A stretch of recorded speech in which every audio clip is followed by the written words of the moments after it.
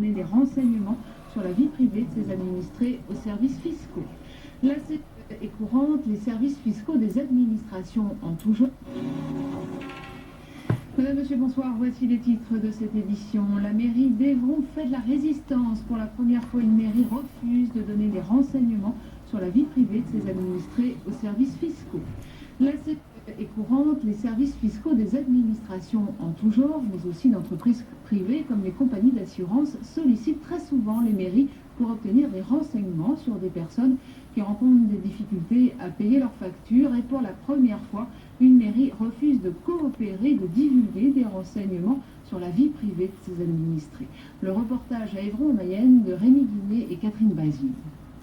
À la mairie d'Evron, tous les jours, arrivent entre 3 et 5 demandes d'enquête très précises sur des habitants de la cité mayonnaise. Elles concernent des retards de paiement des impôts, des loyers HLM, ou bien émanent de sociétés privées. Aujourd'hui, c'est le record. 7 demandes sont tombées ce matin sur le bureau du tout nouveau directeur des services généraux, qui, dès son arrivée, a annoncé la couleur.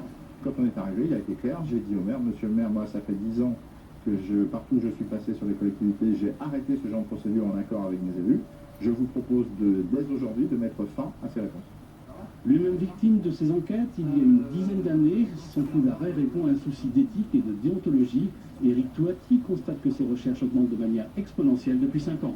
Je me demande si entre 1997 et 2001, il n'y a pas eu des ordres particuliers de certains ministres des Finances ou de certains ministres de l'Intérieur pour qu'on amplifie cette contrainte sur les collectivités locales de participer à ce que j'appelle moi une opération de délation généralisée. Quant au maire d'Evron, Michel Nicolas trouve que ces fonctionnaires municipaux passent beaucoup de temps sur ces dossiers et qu'il serait préférable qu'ils soient sur le terrain. Est-ce que c'est le rôle d'une mairie que d'enquêter sur nos concitoyens et sur le fait qu'ils n'ont pas payé telle facture ou comment les retrouver dans la nature? Parce qu'on a un rôle de police municipale, mais pour moi, je vous dis, c'est sur le terrain. C'est pas en remplissant des fiches administratives. Quant au responsable du Trésor public, l'un des plus importants bénéficiaires de ces renseignements, il ne souhaite pas s'exprimer, espérant que le cas d'Evron reste isolé. Le sujet sera pourtant